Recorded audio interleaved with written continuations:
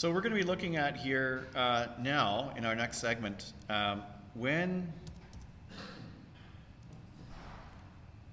we're building arrays and families, and you folks saw how we did that with the louver family last week, the arrayed louver, if you folks have had a chance to look at that on YouTube. When these new, or when these line-based families were introduced, so we're looking at the line-based family template. So these line-based family templates, what they allow you to do is to click 2 points on your screen, and Revit will fill geometry in between those 2 clicks. In the folder for tonight, we have a variety of these families in here. We have these stacking chairs.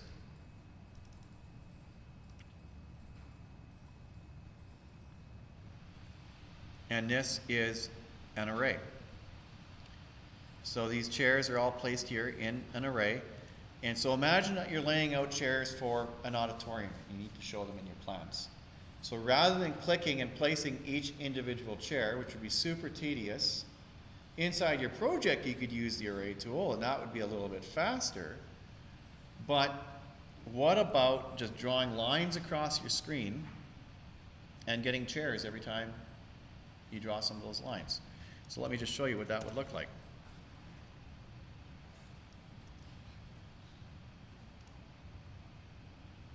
So here's my project.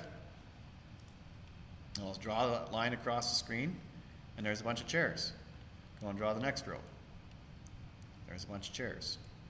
Right? So you just draw those lines across your screen and you get geometry.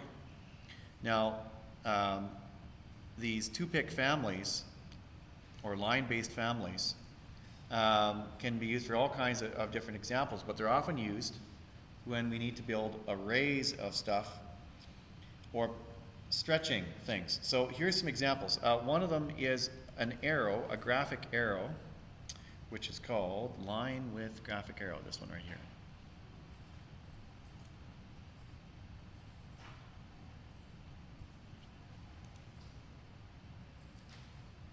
So it just kind of allows you to draw a line on your screen. So I use this for doing site plans, just to kind of show circulation, directions. And so there's some other examples here. So there's 2D and 3D versions of this line-based family. Now, when we're building these arrays, so here when we're looking at this chair array, remember that when you make an array, when you array objects, that you have 2 options for how the array is propagated. You have a second type array and you have a last type array. The difference being that if you need the spacing between the objects to be consistent, or you need the space between the first and the second member of the array to drive how the rest of the members of the array are created, you use a second type array. Now that would be good for something like parking stalls, because we want our parking stalls to be right side by each with no space between them, and you want them placed at exactly the same spacing as defined by the distance between the second parking stall and the first. So if you've got a 9-foot parking stall, those 2 pieces are 9 foot, those first 2 parking stalls are 9 feet apart, and so shall the rest be. A last type array is when the precise distance between the members of the array is less critical, but you need to put a whole bunch of members in equidistantly spaced, but the exact spacing doesn't matter. So we'll get into this in more detail here, and we'll talk about it. So in the case of these chairs, when the array was made, it's a last type array. So what does this mean?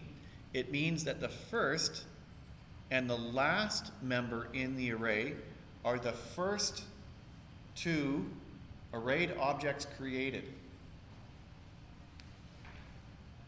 This is object number 1 in the array, this is object number 2 in the array, and the rest are infilled.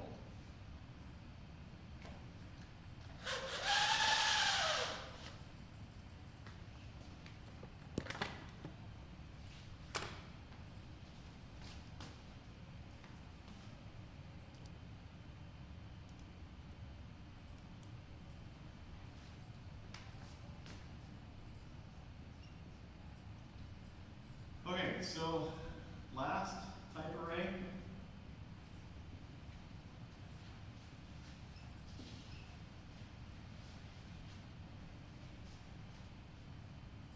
The ones in between are just filled in. Whereas in a second type array,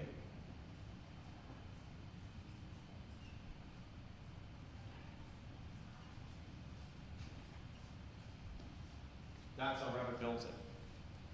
And this is, we'll talk about the importance of this and why we would choose to use last and second arrays as we go and look at these examples.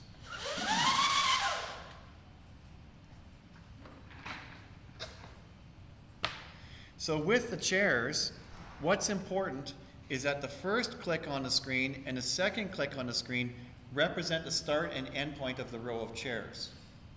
So it's not so much important that we get the exact spacing between the chairs correct. What's important is that the start and stop points are exactly where we click on the screen. And that's why we use a last type array for chairs. Now, there's one here for a 2-pick parking stalls, or a line-based set of parking stalls for Surrey. And so what this does is this is a second type array.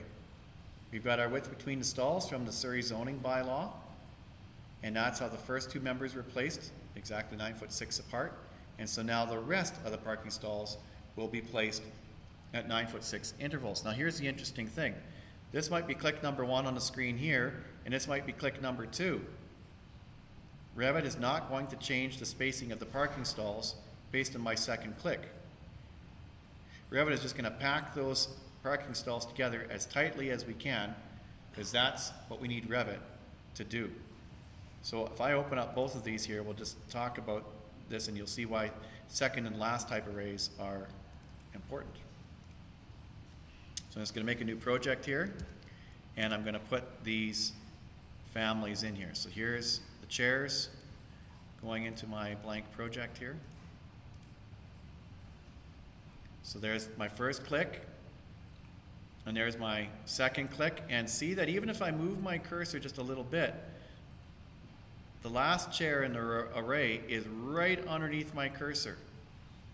And Revit varies the spacing between the chairs by a little bit. Last type array. Whereas with the parking stalls,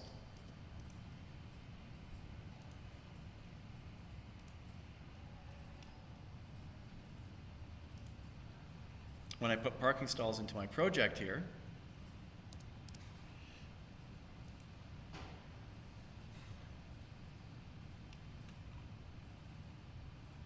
so there's my first 2 parking stalls.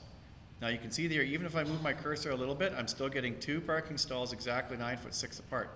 And once I get to 2.5 parking stall widths, I get the third one.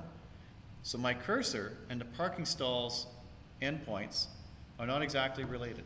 We're just trying to pack those things together as tightly as possible. So that's why this is a second type array. So that's explained in the notes. Now, page 7, 2-pick templates. When you folks go into File, New, Family, there are 2 line-based or 2-pick templates. So 2-pick and line-based, that's just kind of the informal name for a line-based template. Generic model, line-based. Detail item, line-based.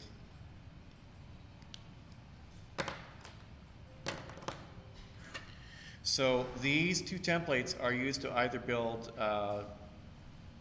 stretchy geometry for detailing or stretchy geometry, flexible geometry for modeling. Line-based, there it is. So we've talked about the chairs, that it's a second type array. Now let's talk about how they are constructed.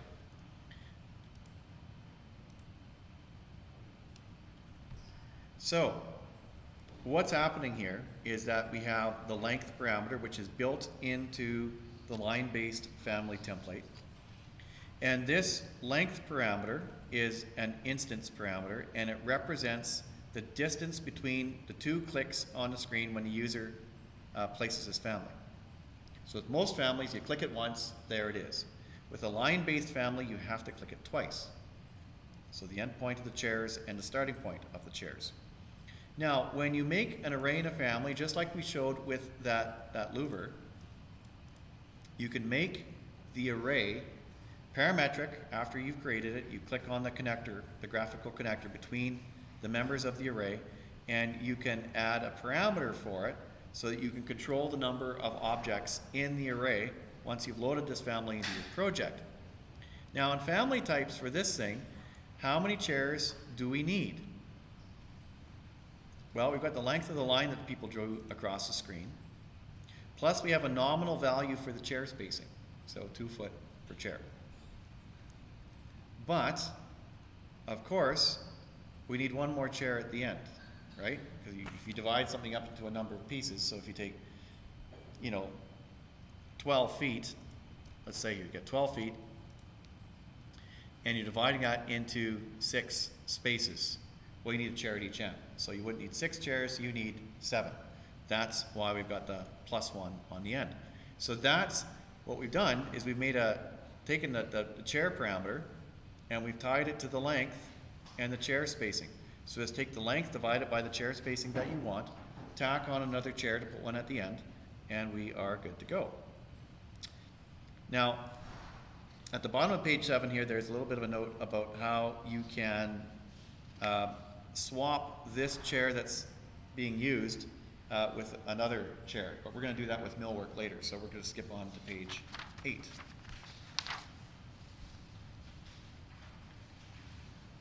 Excuse me.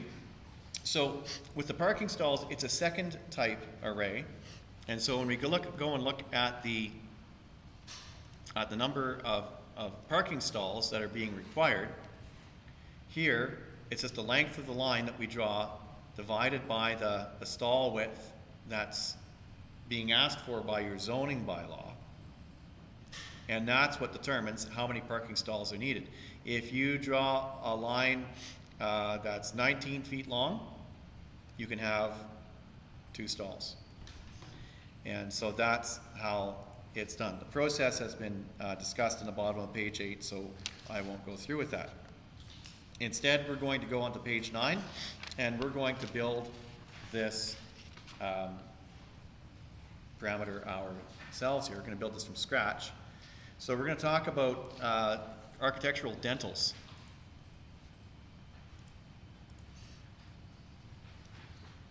So what these are,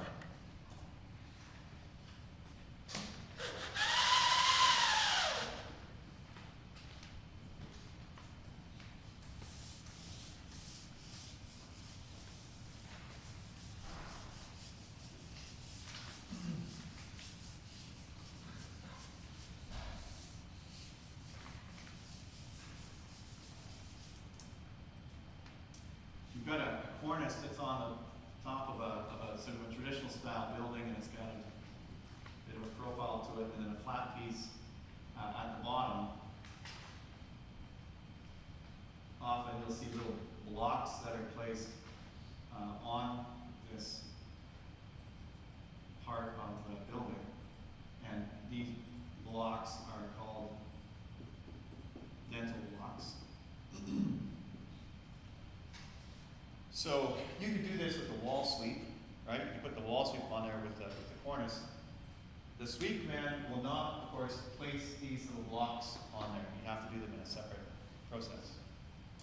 So rather than going into your project and manually placing these blocks one at a time, what we're going to do is make a line-based family that puts these blocks in as far as we draw across the screen with the 2-pick family that we're going to build.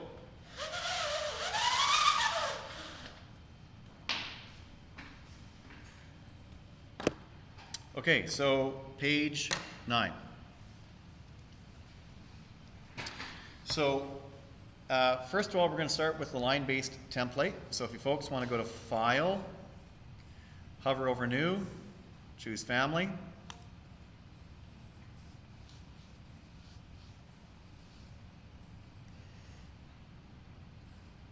And so we're using generic model, line-based. We can open that up. So here's the blank slate, line-based family. So now what we're going to do is we're going to load in the little dental block so you folks don't have to model it. It's in the Session 6 folder, and it's just called Dental, D-E-N-T-I-L. And I think you can just drag and drop it into Revit. So from the Session 6 folder, just grab that family, drag it down onto Revit on the taskbar until Revit comes to the foreground, and then continue to drag this your cursor back into the drawing area. Okay, it didn't do it. It just loaded it. Fine. Once it's loaded into Revit, you can just hit Load into Project and then load it into that family that you've just started. And there it is. So get that first block placed in your drawing area. So I don't know if any of you need help getting to this point. Henry and I can get you started.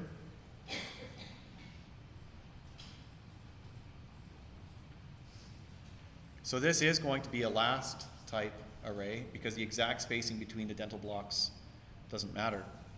And so of course when we do our 2 clicks on the screen, we want our dental block to start on the left side of the dental block on the left side and end on the right side of the dental block on the right side. So what we need to do right now is get this block so it's starting right in this vicinity here. So what are we at here? Step 2. So once you've got this one dental block in here on your screen, by the way, if you accidentally ever deleted it, you could get it back because it's going to be in the project browser under generic models, and you could go down until you find dental, the final entry of it here, and just drag and drop that out into the view. There we go. Also in a family, on the Create tab, there's also a component tool. So if you've got any nested families, you can pull up the component tool and then, just like in a project, go over and find it in the Properties palette. Okay, so step 2. Lock its left and top edges to reference planes. So we're locking the left side here, so pick the left reference plane first, and then the left side of the block and lock it. And then pick the horizontal reference plane and the top of our block and lock it. And that is step 2.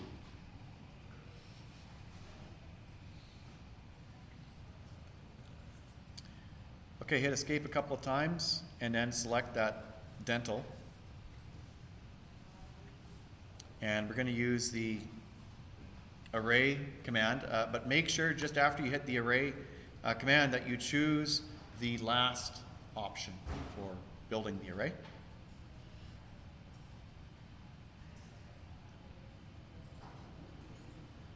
Okay, click anywhere on your screen and just kind of come down a little bit to the right. So this is the second member of the array.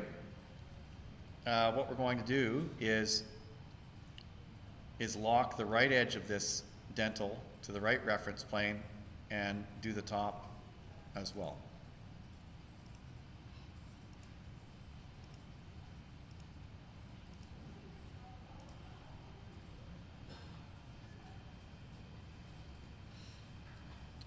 So could you do what we're doing here tonight with a second type array? You could not. The reason being is that we don't know how long this distance is going to be between our first click and our last click. But we do want our final dental to be right at the second click when we're done drawing that line across the front of our building. So if we go back and look at this example, we want this point right here. You click number 1, and then as they bring the mouse over here and they want it right here, exactly 6 inches from each end, we want that to be click number 2. So the only way that you can ensure that you get your first dental block here and your second dental block, or your last one there rather, right? That's why it has to be a last type array. Because you can, remember with the last type array, the first one and the last one are the first 2 objects created. So it means that we can take this second member of a last type array, if you're following me. Because remember with the last type array, the first one that gets created is the one at the beginning. The second one that gets created is the one at the end. But with a second type array, the first one that gets created and the second one that gets created are the first 2 in the sequence.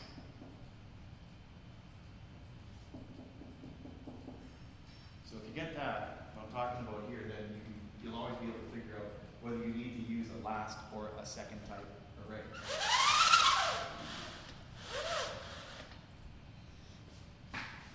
All right.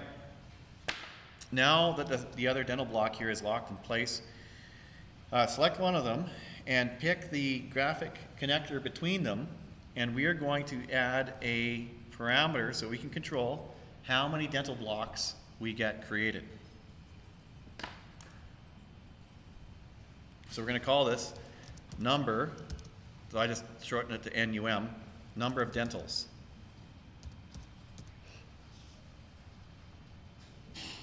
What else do I need to do in this dialog box, folks? Instance. It has to be an instance parameter. Why? Because every time somebody uses this family and draws a line across the screen, it's going to be a unique number of dentals. So each time you use this family, it's a different number. If you make it type-based, then every single one of these families that when you place it in the project would have the same number of dental blocks in it. Not useful. So now, what we need to do is determine how many of these blocks are needed. So let's go into family types and set this up. So, right here we've got number of dentals. So if I go in here and make it 4 and hit apply, you folks can see that it adds more dentals to our family. But what we want to do is to introduce a new parameter at the bottom, which we'll call dental spacing.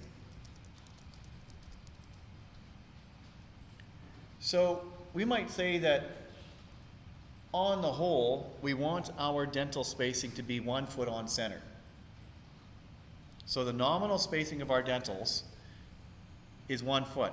So we mean, when we're drawing this thing across the outside of the building, we want all of our dentals to be as closely spaced, or to be as close to 1 foot on center as possible.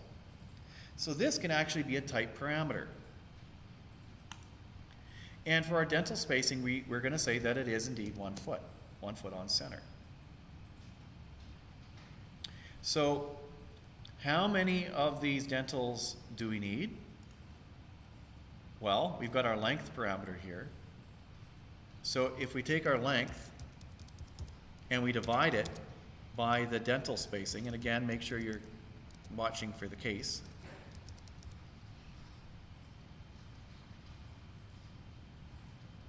That'll get us the number of dentals that we require, and that should be 4.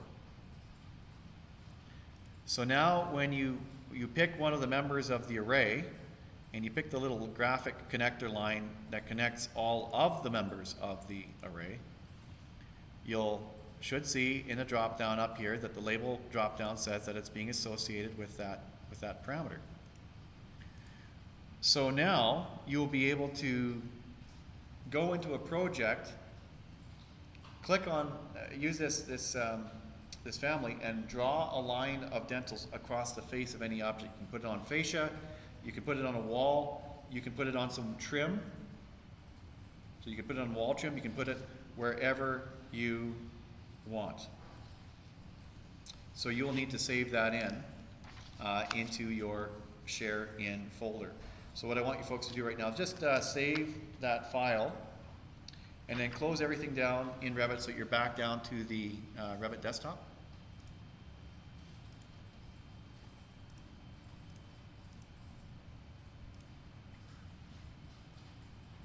And then we're going to move on to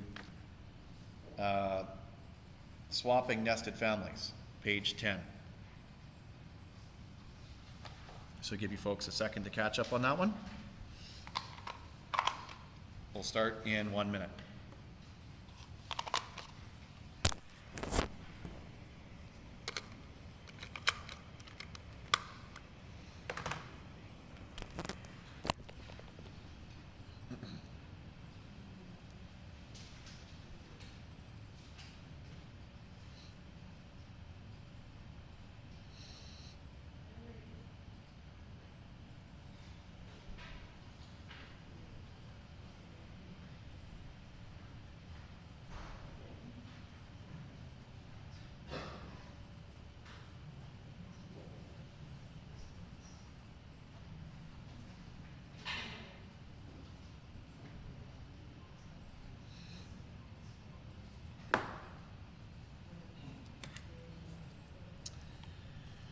Okay, folks, swapping nested families. To look at this, you folks need to open from Revit here in the Session 6 folder.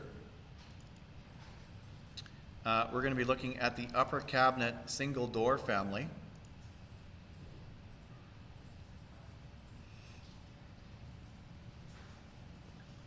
So this is it here. So the upper cabinet single door family in the Session 6 folder. Now for those of you who do millwork design and other design with millwork, you probably run into situations where, you know, the back of the cabinet isn't really the thing. It's the door that you've got on the front. So sometimes, and if you select the door, you'll see that there's actually different doors that you can load out of the properties palette.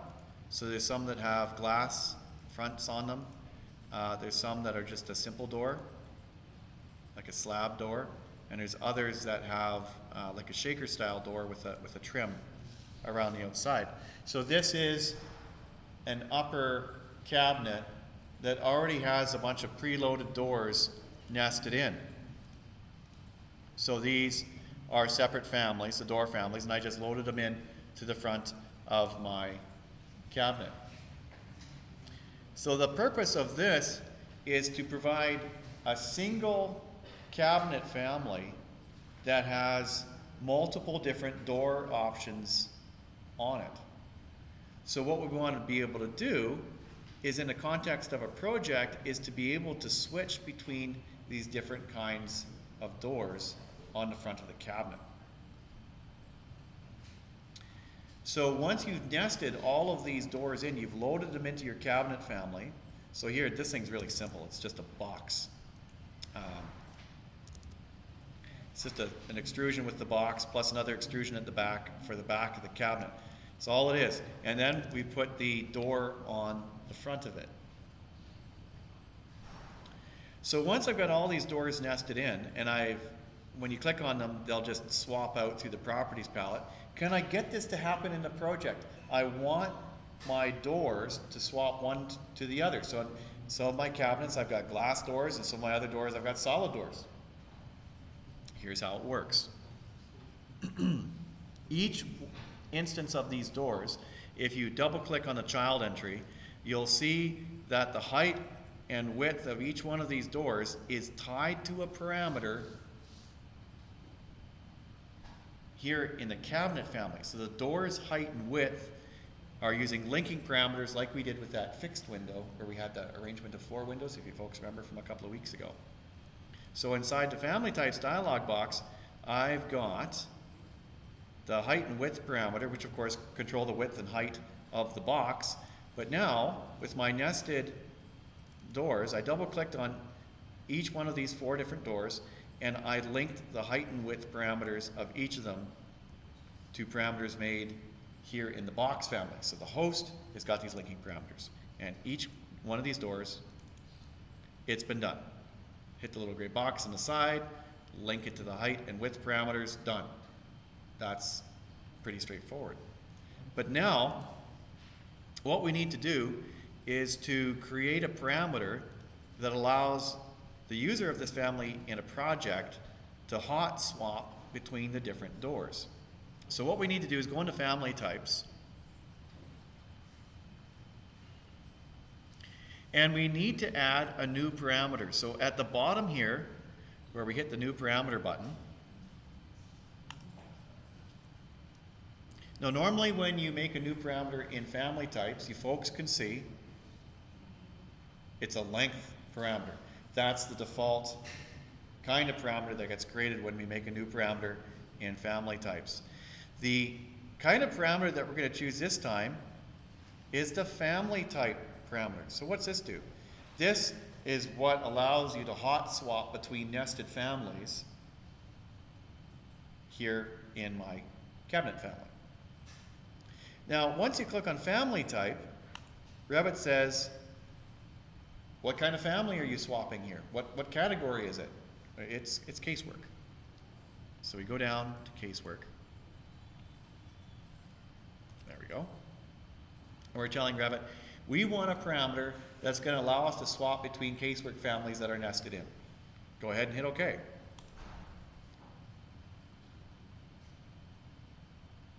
So now, we're going to be able to switch between the different doors. So what we want to do is tell the user what this parameter does. This is the door style.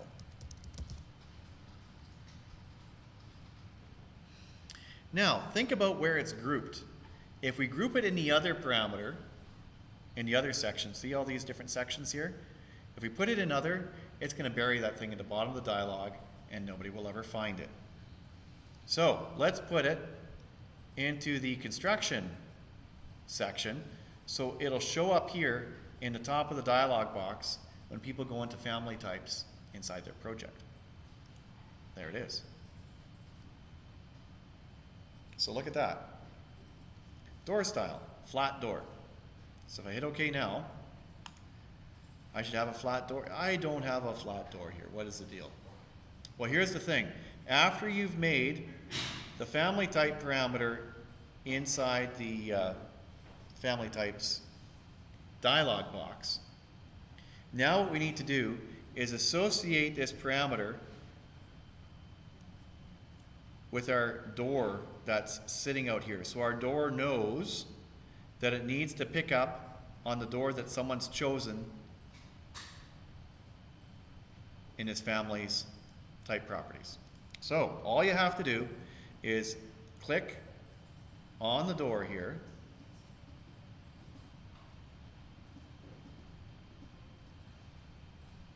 and now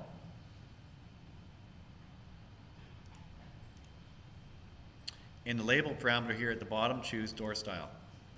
So now this piece of nested geometry, the family of door that's going to appear here, is being driven by a label. Oh, what did I do wrong? Did I make it as an instance parameter?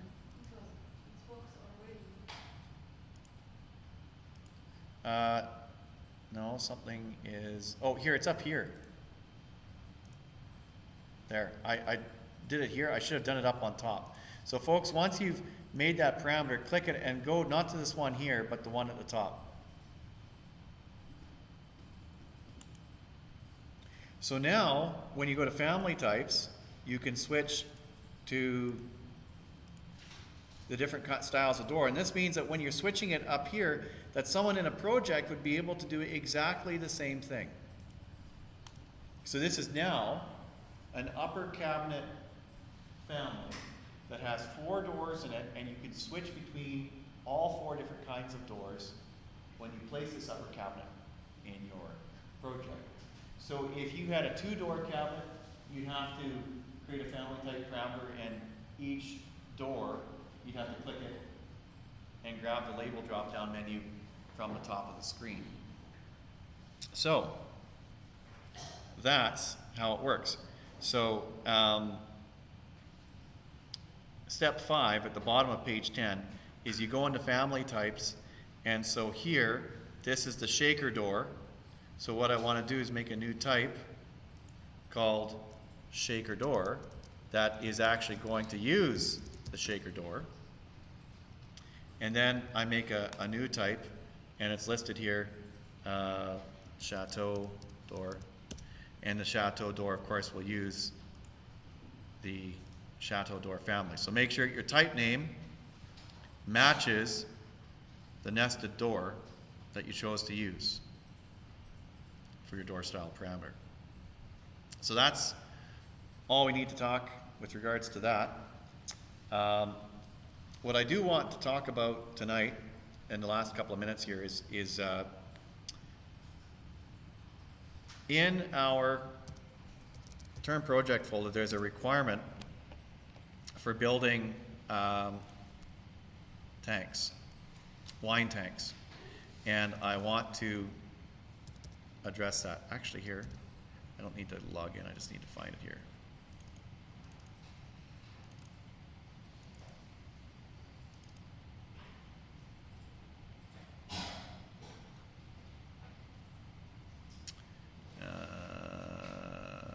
No.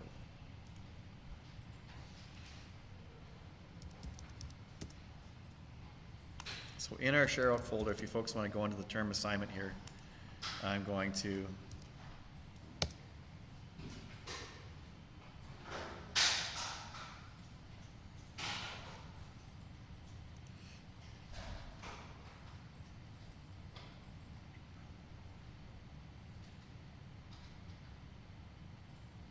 so there's a folder called wine tanks inside the term assignment folder, and here we're going to talk about the different families that are required. So we're going to talk about the wine tanks that are needed. So you've got two areas where you need to build these wine tanks.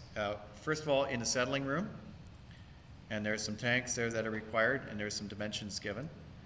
And then in the fermentation room on the top floor, there's this set of tanks that are required. And you've got red wine tanks, white wine tanks. They're going to be on each side of the fermentation room with a 12-foot wide space between for bringing the grapes into the room and then loading up the tanks on each side. Now with each one of them here, you're given a diameter and a height. And there's different numbers here, and these are going to be made parametric. So what we're going to do is we're going to build these things out of the specialty equipment folder, and I'm going to show you how that is best done. So I'm going to start with a specialty equipment here. Open it up. And so when we look at the design of the tanks that's to be required, so this is it here, there's a picture. So when it talks about the height, what it means is the height of the cylinder, and then on top of the cylinder there's a cone-shaped piece which goes up to the opening. So of course what we're going to do is we're going to build the cylinder out of an extrusion, and the top here, where it goes from a wider circle to a smaller circle, we'll build that out of a blend. At the bottom there's going to be a pipe rail base on which the tanks sit, and the tanks sit on 4 legs, which in turn support the rail, which in turn supports the tanks. It's all made out of stainless steel. So what we need to do, if we think about how this is going to be built, we need a reference plane for the bottom of the tank, we need a reference plane for the top of the cylindrical part, and then we need a third reference plane for the top of the cone. So here in our specialty equipment family, I'm going to look at the front here, and I'm going to draw those 3 reference planes in, and I'm not even worried about what their dimensions are at this point. Now you guys will be able to look this up later on YouTube, so no big deal. So I'm going to name these. So this is just bottom, top, and lid. So here I'm just going to give you quickly the process for building this thing, and in particular The legs. The legs make people mental every time we do this course, so I just want to make sure I've got this recorded so you folks know what to do. So in my reference level here, I'll just do the extrusion for the bottom part here. So I'm going to do a 7-foot tank, so it's 3'6" in diameter, and I'll finish it. So there's my tank, and I'll just drag it up so that it's at these reference planes here, which represent the bottom of the cylinder and the top of the cylinder. Now I'm going to draw my cone-shaped piece on the top, so I'm going to do the blend this time. Change my work plane, of course, using the set work plane tool to switch to the top of my cylinder because I've named it. So my first cylinder is here, and then I switch to the top and draw another circle for the top of my lid. So I'll just make it so it's 1'6".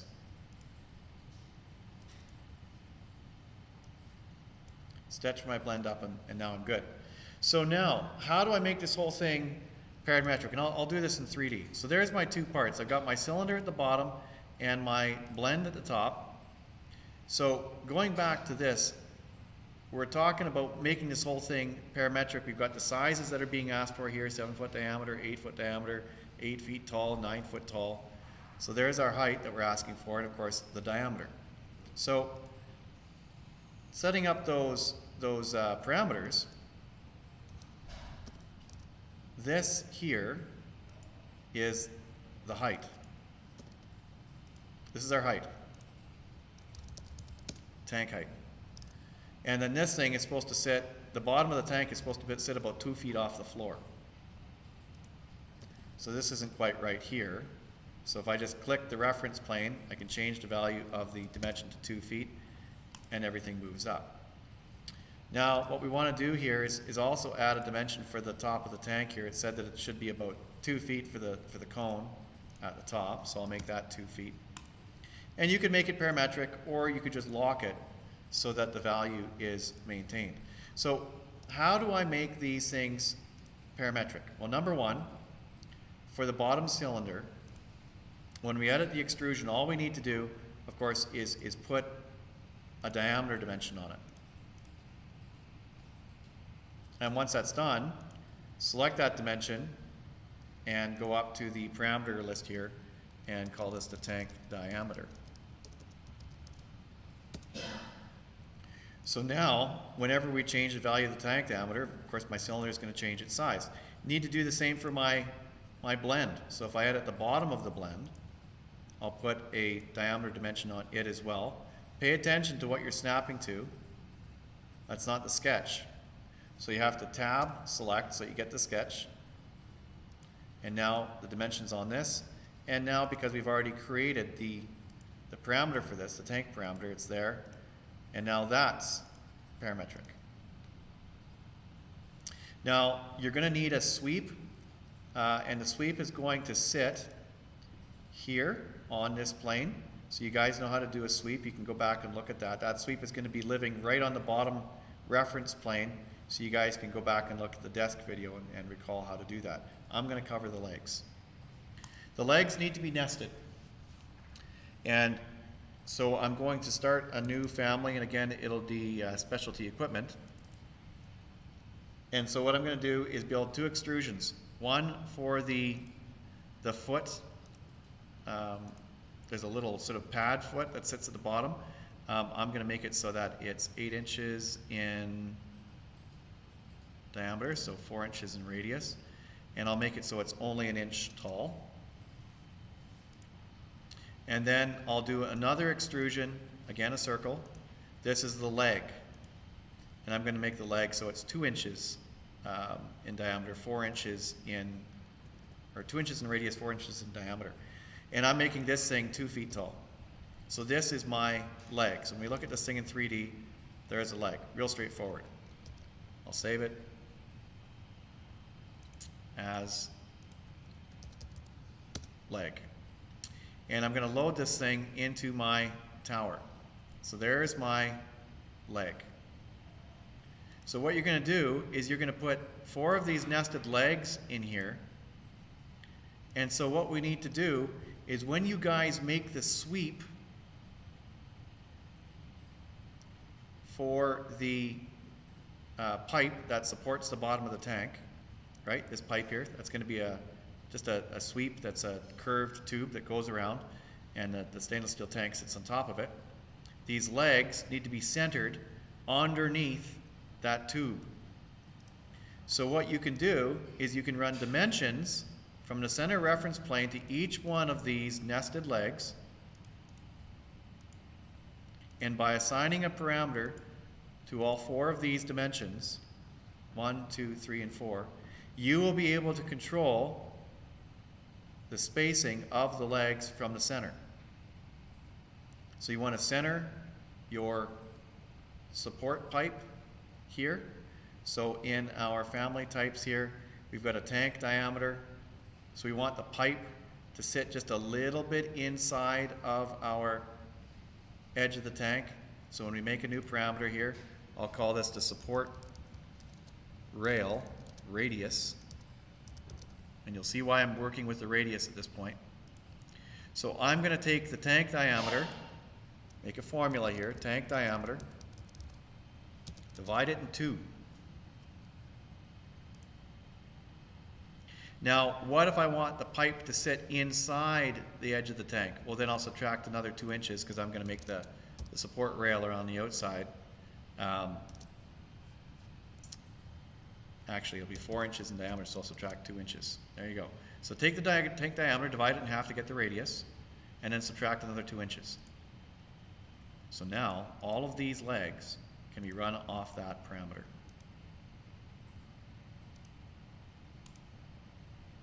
So now, if the pipe diameter changes, or the tank diameter changes to 8 feet, your legs are all going to move out with it.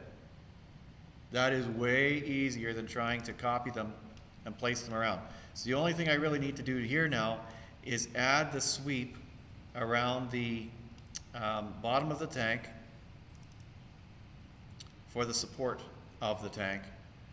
And then this thing will be parametric, and you can use it to make all the tanks that are required on the settling room and the fermentation room. So that's one of your requirements. Okay, sorry to go into overtime here, folks, so I will save this video up onto YouTube, and you guys will see it there tomorrow morning.